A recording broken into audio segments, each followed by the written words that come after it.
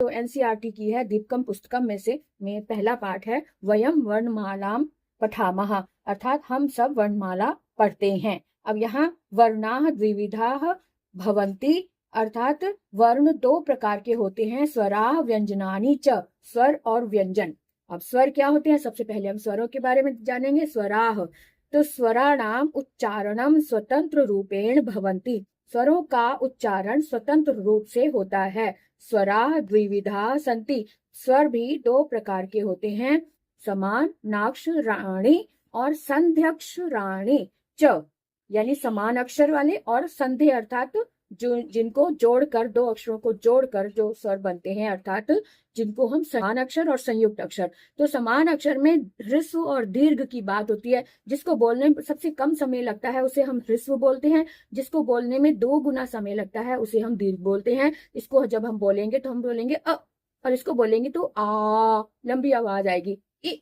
ई लंबी आवाज आएगी। इसको बोलने में हल्का सा समय लगा, ओ जल्दी से आवाज खत्म होगी, लेकिन इसको बोलेंगे तो हम देर तक बोलेंगे। ऊ, रि, री और री ह्रस्व ही होती है, दीर्घ नहीं होती। अब आगे देखें, संधि अक्षराणि, अर्थात जो दो स्वरों से मिलकर एक अक्षर बनता है, एक स्वर बनता है, वो होते हैं संधि अक्षराणि, या अर्थात जैसे ए, ऐ, ओ, औ, इनको हम संयुक्त अक्षर के अंतर्गत रखते हैं। और ए जो है वो दो स्वरों से मिलकर बना है, अ और ई से ए बना है, अ और ए से आई बना है, अ और उ से ओ बना है, अ और ओ से औ बना है। अभी तक हमने देखा था कि स्वर किसे कहते हैं। अब हम देखेंगे व्यंजन, व्यंजनानी। तो व्यंजन क्या होते हैं? व्यंजन एक सिंपल तौर पे हम समझ ले कि व्यंजन वो होते हैं जो स्वरों की सहायता से बोले जाते हैं। बिना स्वर की सहायता से हम व्यंजनों का उच्चारण नहीं कर सकते।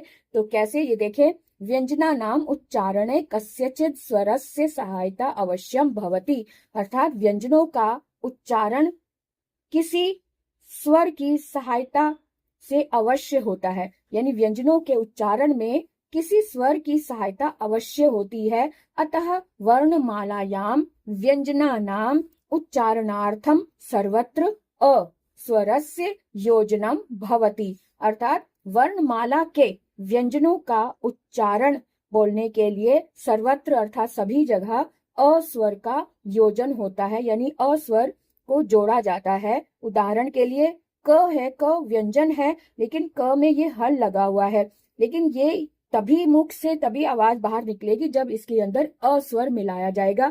क में अ मिलाएंगे तब हम इसको बोलेंगे क, है ना। ख में अ मिलाएंगे तब हम इसको बोलेंगे ख, ग में अ मिलाएंगे तब हम बोलेंगे ग, क्योंकि इसको बोलते समय देखो लास्ट में अ की आवाज आती है ना, ध्वनि आती है क, देर तक बोलेंगे तो अ की ध्वनि आ रही है, तो वो जो ध्वनि है वो यही स्वर है। इस स्वर की वजह से हम मुख से इसकी आवाज निकाल पाते हैं या इसका उच्चारण कर पाते हैं।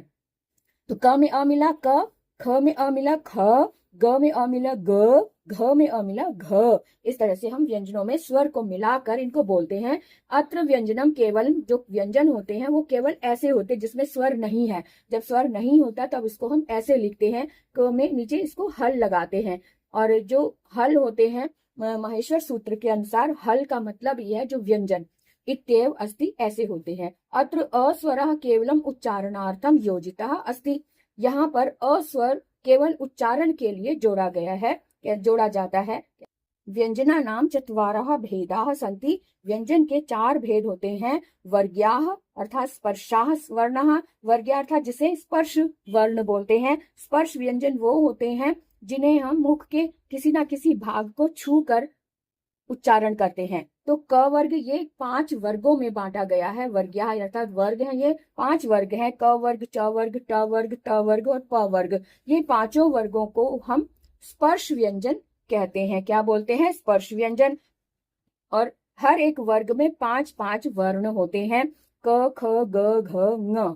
च वर्ग में च, छ, ज, झ, य, और इन सभी में अ स्वर मिला हुआ है ना, इन सभी में अ स्वर मिला हुआ है, इसलिए हम इसका उच्चारण कर पा रहे हैं। तो ट वर्ग में ट, ठ, ड, ढ, ण, ट वर्ग में त, थ, द, ध, न, प वर्ग में प, फ, ब, भ, म। ये हो गए वर्ग्या अर्थात स्पर्श व्यंजन। उसके बाद देखेंगे हम कि वर्ग्या स्पर्शा व्यंजन वर्णा स्वकीय उच्चारण स्थानु अनुसारेण पंचसु वर्गेषु विभक्ताः भवन्ति, अर्थात इन स्पर्श व्यंजन वाले वर्णों को स्वकीय उच्चारण, इनका अपना उच्चारण करने के लिए स्थान, इनके स्थान के अनुसार, अर्थात उच्चारण स्थान जो इनका निश्चित किया गया है, इनको पांचों वर्गों में विभक्त किया गया है।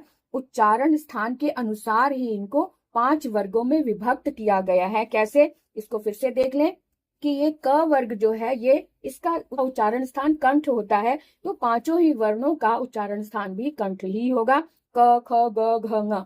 च वर्ग का उच्चारण स्थान तालु होता है, इसलिए पांचों वर्णों को एक वर्ग में रखा गया है, क्योंकि इन पांचों वर्णों का उच्चारण स्थान तालु है। ट वर्ग में जितने पांचों आए हैं, इन सब का उच्चारण स्थान मूर्धा होता है, इसलिए इसको एक वर्ग में रखा गया है। ट वर्ग का उच्चारण स्थान दंत होता है, इसलिए इन पांचों को हमने ट वर्ग में रखा है।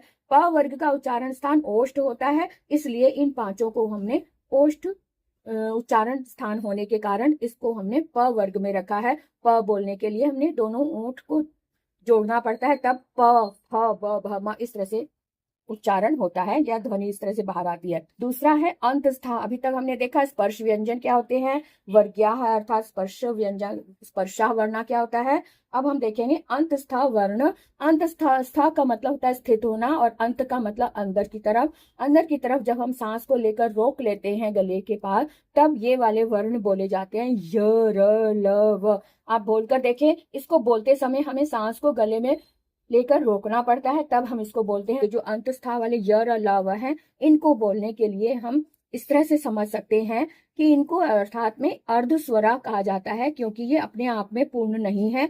ये 2 स्वरों से मिलकर बने हैं। ई और अ से य बनता है, और य भी आधा है, और य में अ मिलाएंगे तब ये पूरा य बनेगा। इसी तरह से री में अ मिलाया तो र बना, और र में अ मिलाया तो र पूरा हम उच्चारण ध्वनि के साथ बोल सकते हैं। अब इसको इस तरह से समझ सकते हैं कि य में अ मिलाया, जैसे यदि अपि। अब ये य तभी हम बोल पाए हैं क्योंकि इसमें अ स्वर मिलाया है। यदि अपि मिलाया तो शब्द बना यद्यपि।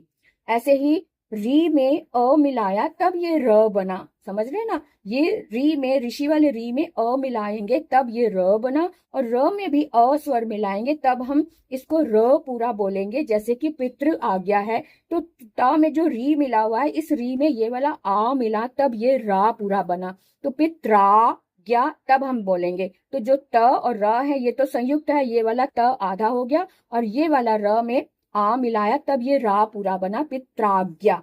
ऐसे ही री में अ मिलाया तो ल बना, ल में अ स्वर मिलाया तब ये ल को हम पूरा बोल पाते हैं। जैसे ये देखो, री में आकृति, री धन आकृति, अब री का ल बना, इस ल को हम तभी पूरा बोल पाएंगे जब इसमें ये वाला आ स्वर मिलेगा। जब स्वर मिला तब ला शब्द, ला अक्षर बना, ला कृति ही, ऐसे इसको हम बोलेंगे। इसी तरह से उ में अ मिलाया तो व बना, है ना।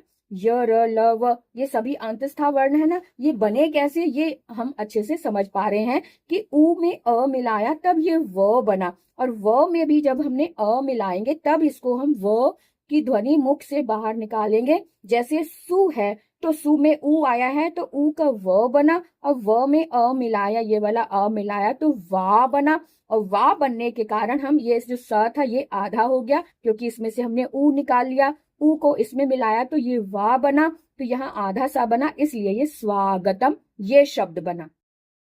ठीक है, अब हम आगे देखेंगे कि इसके बाद आता है ऊष्म वर्ण। ऊष्म वर्ण वो होते हैं जिनको बोलते समय सांस को हम बाहर की तरफ फेंकते हैं। ये यरलव को बोलने के लिए हमें सांस को अंदर रोकना पड़ा, तब हमने यरलव बोला। लेकिन ये ऊष्म वर्ण को बोलने के लिए हमें सांस को बाहर की तरफ फेंकना पड़ता है, तब ये अक्षर मुख से बाहर निकलते हैं। इसको बोल के देख लो, श, श, स, ह। सांस को बाहर फेंका तब ये अक्षर बोले गए, तो इसलिए इसे ऊष्म वर्णा बोलते हैं। सांस के साथ सांस की गर्मी को हम बाहर डालते हैं, बाहर की तरफ फेंकते हैं, थ्रो करते हैं, तब ये अक्षर बनते हैं। अब ये ऊष्मणाम व्यंजन वर्णानाम उच्चारण समय मुखात उष्ण वायु निस्सरति, अर्थात ऊष्माणाम, ऊष्म वर्णों को, ऊष्म व्यंजनों को, ऊष्माणाम व्यंजनम, ऊष्म व्यंजन वर्ण का उच्चारण करते समय मुख से उष्ण अर्थात गर्म वायु निकलती है, यानी बाहर निकलती है। देखा ना आपने, श श स ह, हाथ रख के आप देख सकते हो कि कैसे हवा बाहर निकलती है, गर्म हवा। ऐसे करके देखो। उसके बाद देखें, फोर्थ नंबर पर, चौथे नंबर पर आता है अयोग वाह वर्णौ। अयोग वाह वर्णौ द्विवचन लगा है तो इसका मतलब दो है, ये दो अयोग वाह होते हैं। कौन कौन से? अंग और आहा। ये कोई स्वर या व्यंजन नहीं होते, ये एक तरह से एक चिन्ह है। तो किसी ना किसी पर लगाकर हम बताया, अ के ऊपर लगाया है तो ये अनुस्वार है। और जो विसर्ग, ये जो साइड में डॉट्स लगे हैं इसको हम विसर्ग बोलते हैं। इसका आगे देखें कि इसको कैसे यूज करेंगे, इसका प्रयोग कैसे करेंगे। अयोग वाह विशिष्ट व्यंजन वर्ण अस्ति। अयोग वाह विशिष्ट व्यंजन वर्ण होते हैं। कैसे? अत्र उच्चारणार्थम स्वरस्य संयोजनम पूर्वम भवति। यहाँ उच्चारण के लिए स्वर का संयोजन पूर्व किया गया है। इनका उच्चारण करने से पहले स्वर को जोड़ा गया है, न तो पश्चात। पश्चात यानी कि इसको जोड़ने से पहले, इनका जब बोलेंगे तो इस अनुस्वार को बोलने से पहले हमने स्वर को जोड़ा है, ना कि बाद में। बाद में नहीं। अत्र द्वौ अयोग वाहोस्तः। यहाँ दो तरह से अयोग वाह होते हैं। एक तो अंग बोलते हैं अ, इसमें अ मिला, अ प्लस अनुस्वार मिला है, तब ये इसको अनुस्वार बोला। अ में विसर्ग लगा, अ प्लस विसर्ग है, तब ये विसर्गा बोला। तो विसर्ग के जो दो डॉट्स होते हैं, इसको बोलने के लिए हमें ह की ध्वनि निकालनी पड़ती है, तो इसको हम बोले विसर्गः। अनुस्वारः, जो ऊपर बिंदी होती है इसको अनुस्वार बोलते हैं। तो अनुस्वार, इसको अनुस्वार और विसर्ग ये दो अयोग वाह होते हैं, इनको अयोग वाह की श्रेणी में रखा जाता है। अब आगे देखें, व्यंजनैः सह सर्वेषाम् अपि स्वराणाम संयोजनम भवति। व्यंजनों के साथ सर्वेषाम यानी हमेशा भी स्वराणाम संयोजनम भवति, स्वरों का संयोजन होता है। व्यंजनों के साथ हमेशा ही स्वरों का संयोजन अर्थात स्वरों को जोड़ा जाता है। व्यंजनैः सह स्वराणाम संयोजनेन, व्यंजनों के साथ स्वरों को जोड़ने से ही गुणिताक्षराणि भवन्ति, गुणिताक्षर बनते हैं या होते हैं। ठीक है। अब तो अभी तक हमने स्वर और व्यंजनों को समझा,